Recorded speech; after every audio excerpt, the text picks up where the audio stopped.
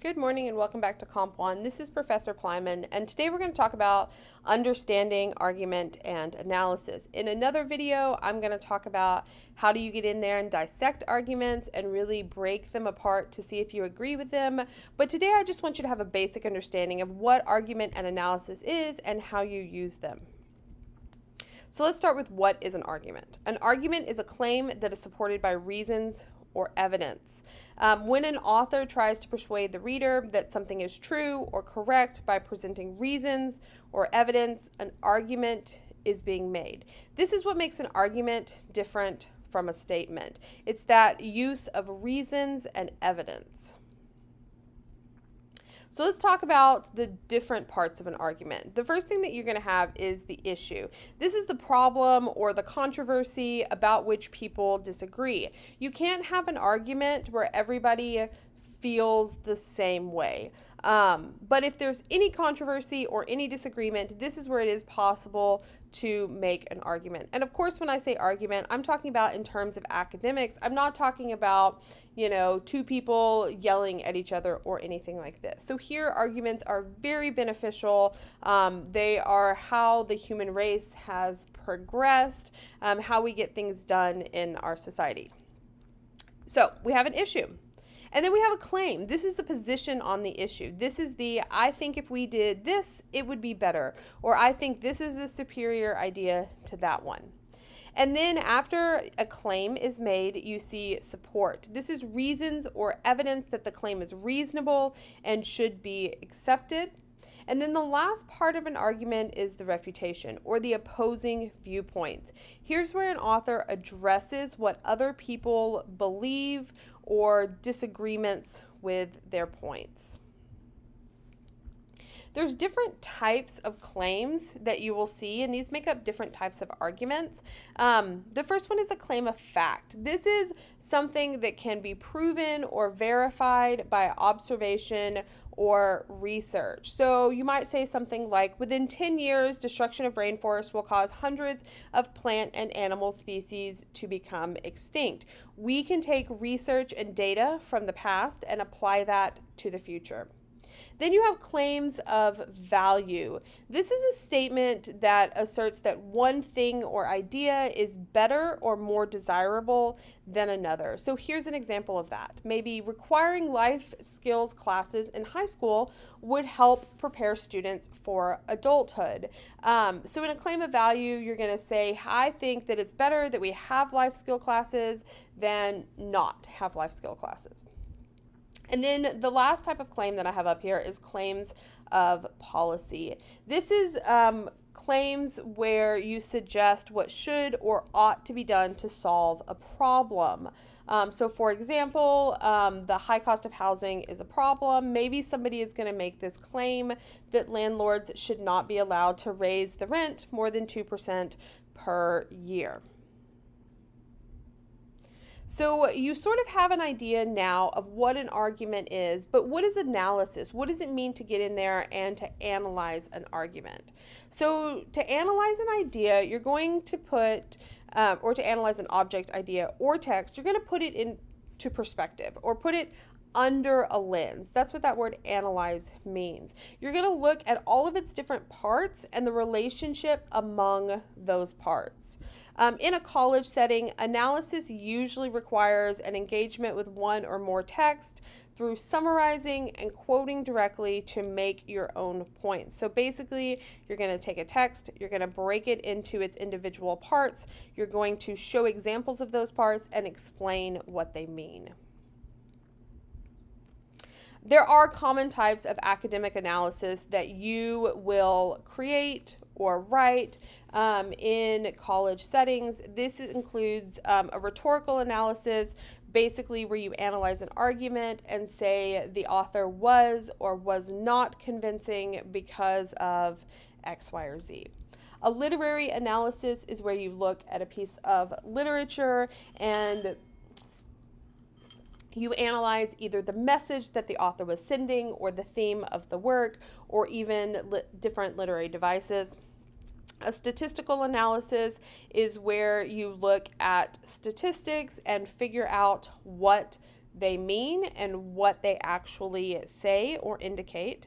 And the last one that I have up here is an image analysis, where you look at an image and you analyze maybe color or line or shading or different elements of the image. And these are just some of the types of academic analysis that you might come across. So let's talk about analytical thinking. Analytical thinking involves moving beyond just reacting or summarizing. A lot of times we read something and we think, oh, I really liked that, but we don't stop to think about why it resonated with us. Or maybe we think, oh, I didn't really like that, but we don't stop to think about why we disagreed with it or why it doesn't sit well with us. We're not just saying, here's what the author said and here's how I felt about it, but instead we're really looking at why did the author say those things? How was the ideas or the text arranged?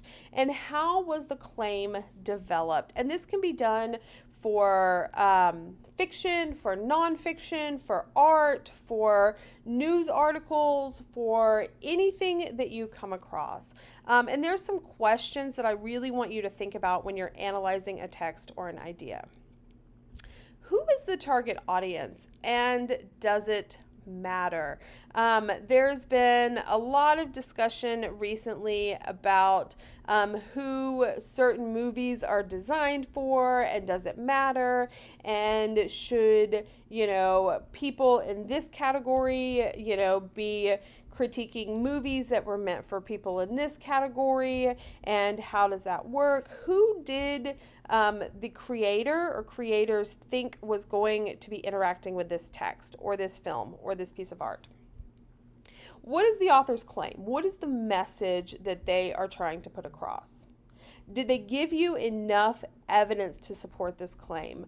And we're going to talk more about evidence in the Dissecting Arguments lecture video. But think about, did the evidence actually back up what they were saying? And what is the quality of the evidence? Does the author make assumptions?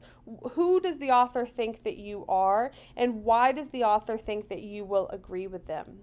Is the counter argument or counterclaim appropriately addressed? Do they do a good job of dealing with the other side? Are they fair? Are they presenting the other side's best argument compared to their best argument? Or are they presenting the other side's weakest argument compared to their strongest argument? And finally, I want you to think about, was their argument successful? Did you believe what they wanted you to believe by the time you got to the end of their piece? So now let's talk about how you write an argument. There are steps to a well-written argument that you're going to want to take. The first one is to really establish your credibility. There's a couple of ways that you can do this. Convince your audience that you're trustworthy by providing all of the background information that they need to understand what you're talking about. You can also avoid biased language. And then reveal careful research. Prove that you have done your homework. All of the things that we want to see in an argument that we are analyzing are the same things that you are going to put into your argument. Consider your audience's needs and values by relying on pathos. Think about who the audience is and invite their goodwill by letting them know that you identify with them, or at least have researched and understand their position.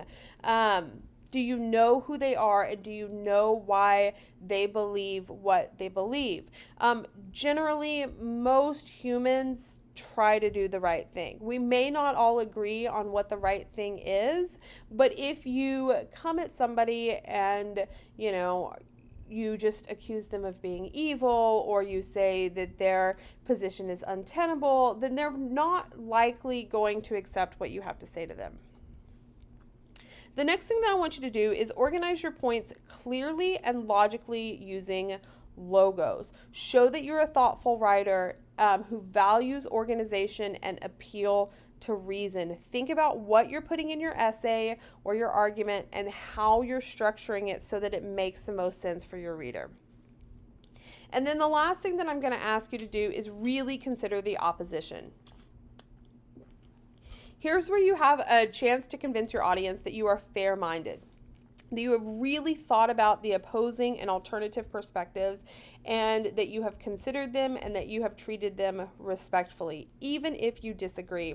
What you're going to want to do is represent these divergent opinions objectively, but then you have the opportunity to go in with your counter arguments and say, look, I understand why somebody might feel this way, but here's a solution that works better for all of us. If you have questions about this, we're going to be talking about it in our online classroom. And of course, you can always email me, and I am happy to help.